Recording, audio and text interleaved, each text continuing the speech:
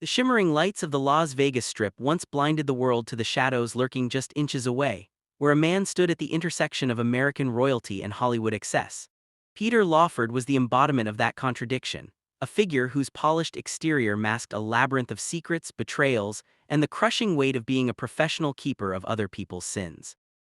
While the public saw a debonair gentleman who effortlessly bridged the gap between Frank Sinatra's inner circle and the high-stakes world of the Kennedy White House, the reality was a far more harrowing tale of a life systematically dismantled by proximity to absolute power.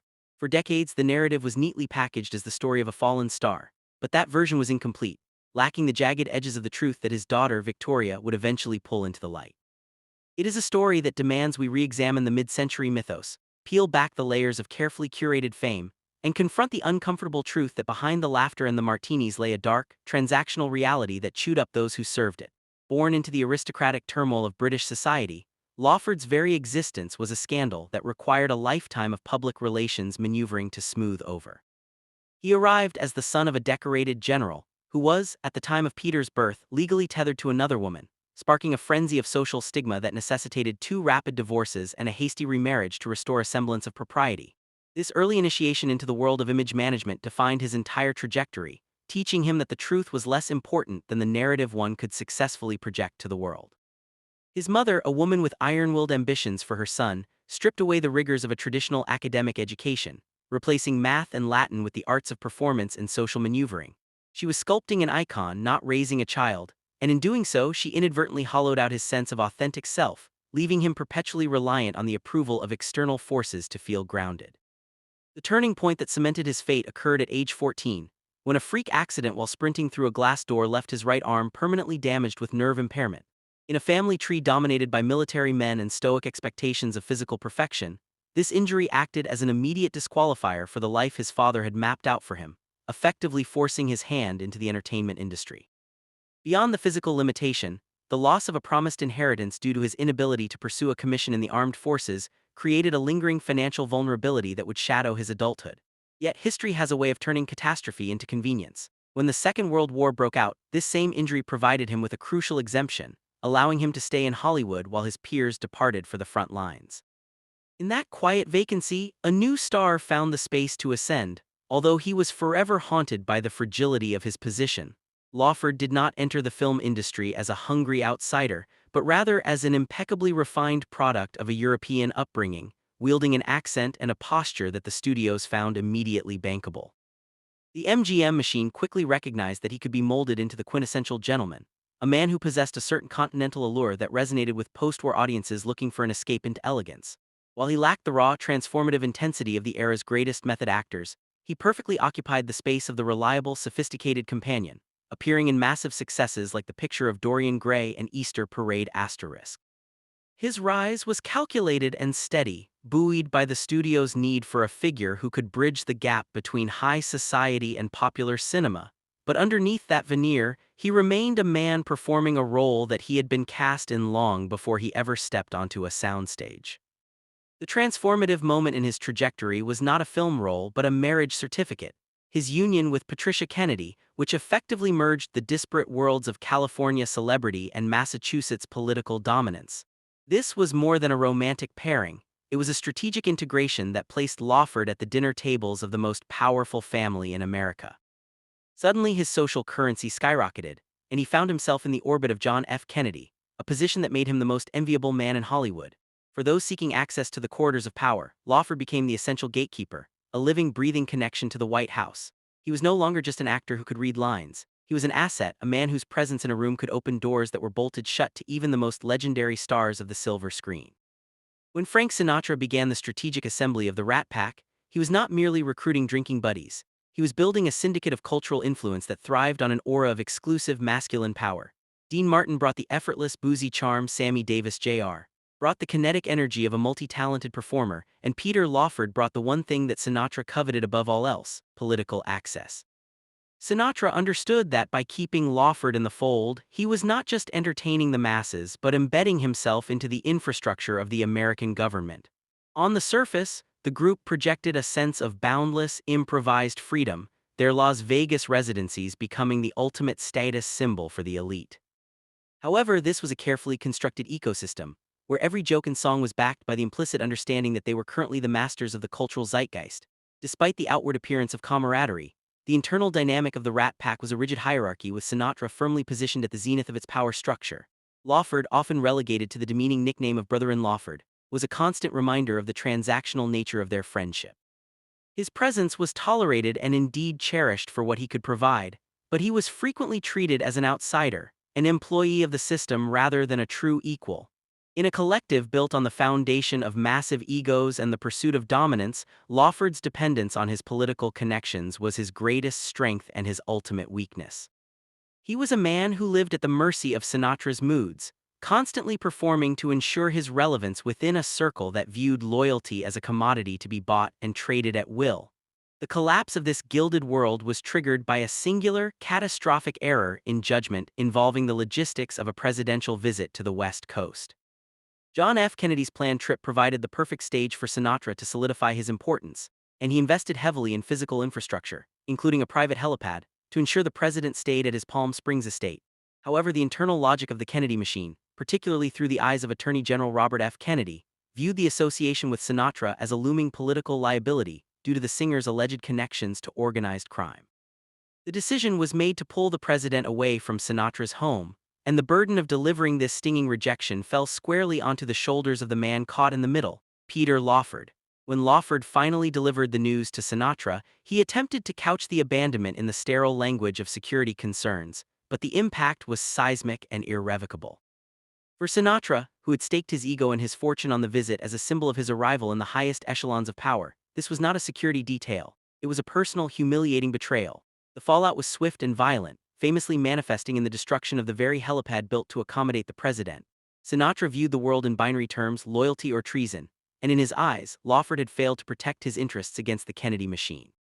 The rejection was absolute, and in a single, cold stroke, Lawford was banished from the inner circle, his access severed, and his status as a kingmaker stripped away without a chance for appeal. The immediate consequence of this exile was a brutal correction in the industry's perception of Lawford's worth, as he went from being a powerful insider to an untouchable liability. In Hollywood, power is a currency that loses all value the moment the network decides you are no longer in the loop, and Lawford watched as roles disappeared and phone calls went unreturned. The sudden loss of his connection to the Rat Pack meant he no longer held the keys to the most exclusive room in the country, and the studio executives, ever pragmatic, saw no reason to support a man who had suddenly lost his primary source of influence. He found himself adrift, a man who had spent his life curating a persona of high society competence, suddenly stripped of the tools he needed to maintain it in a town that thrives on the perception of success. As the external scaffolding of his life began to crumble, the internal foundation he had neglected for so long succumbed to the pressure of long-suppressed realities. The social drinking that had once been a hallmark of the Rat Pack lifestyle morphed into a desperate, around-the-clock dependency that he required just to maintain a baseline level of functioning. He began a dangerous spiral into the usage of stimulants and sedatives, a pharmacological juggling act designed to keep the crushing weight of his life at bay. By the 1970s, the man who had once stood alongside presidents was reduced to a shell, often starting his days with alcohol as early as dawn just to steady the tremors of a life that had spiraled completely out of his control. He was no longer living, he was merely trying to survive the next few hours without breaking. The true tragedy, however, was not just the substance abuse, but the psychological burden of being the man who knew too much. For years, Lawford had served as the ultimate fixer, the person whom the powerful called to make inconvenient scandals disappear before they could touch the front pages of the newspapers. He was the Vault, a man who had internalized countless, career-ending secrets about affairs, legal transgressions, and the darkest impulses of the elite. This role had earned him a reputation for absolute discretion, but the cost was an internal erosion that no amount of success could repair. He had lived in a world where truth was a threat, and by keeping that truth buried, he had effectively silenced his own moral compass for decades. In his later, more introspective moments, he confessed through private writings to a deep, agonizing sense of shame for having facilitated the darker habits of the men he once called his friends. He spoke of nights that blurred the lines between entertainment and exploitation, where young, vulnerable actors were steered into rooms with powerful figures as part of a corrupt, unspoken currency of ambition. He had been the one to introduce them, the one to arrange the logistics, and the one to ensure that no word ever escaped into the light of day. Looking back on this, he realized he had been an active participant in a system of abuse that he now found abhorrent, a realization that only served to fuel his descent into deeper layers of depression and self-loathing. The consequences of this cognitive dissonance manifested in his professional life as a total loss of reliability and consistency. He would arrive on sets in such a diminished state that directors could no longer gamble on his performance, and he became notorious for disappearing during critical windows of production. The industry, which once sought out his refined charm, now saw him as a tragic walking liability who carried the scent of a different era's failures. As his career sputtered out into the relative obscurity of minor television spots and low-budget failures, the financial reality of his decline set in, forcing him to liquidate the very items that had once defined his connection to the high life. He was selling off his past, letters, gifts, and relics of his former proximity to power, just to maintain the dwindling remains of his current existence. After his passing, the public narrative remained shallow, focused entirely on the image of the fallen rat-packer who just couldn't keep up with the changing tides of Hollywood. It was a comfortable, sanitized story that kept the deeper, more rot-filled truth hidden from history books, allowing the legends of that era to remain pristine. It took the courageous intervention of his daughter, Victoria, to finally dismantle this carefully constructed myth and replace it with the gritty reality of what her father had actually endured. She provided a perspective that no outsider could ever gain, the viewpoint of someone who watched the man behind the mask shatter into pieces, not because of a sudden loss of talent, but because of the unbearable weight of the secrets he was forced to carry.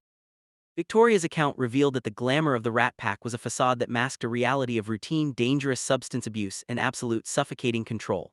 She described an environment where the risks were high, and the management of those risks involved an entire apparatus of fixers and payoffs designed to keep the public from seeing the human cost of their entertainment. She shared chilling stories of her father, often teetering on the edge of death from overdoses, being whisked away and stabilized by shadowy connections, simply so that no one would know how deep the rot actually went. It was a lifestyle built not on genuine friendship, but on mutual destruction and the desperate need to keep the darkest parts of their lives buried away from public scrutiny. Perhaps the most devastating aspect of her revelation was the confirmation that her father was deeply involved in the systematic exploitation of young people seeking to break into the industry. She spoke of the meetings he arranged, the calculated compromises he forced upon those who dreamed of fame, and the lingering, corrosive guilt that these actions left on his soul. This was not the work of a man who was simply enjoying the perks of celebrity. This was the work of a man who was trapped in a machinery of his own making, forced to choose between his moral integrity and the continued patronage of the powerful figures who held his life in their hands. It painted a portrait of a man who had traded his conscience for proximity, only to find that the price was far higher than he had ever anticipated. Furthermore, Victoria alluded to incidents of such gravity involving accidents and high-level figures, that their suppression required not just money, but a complete relocation of individuals to keep the truth from surfacing.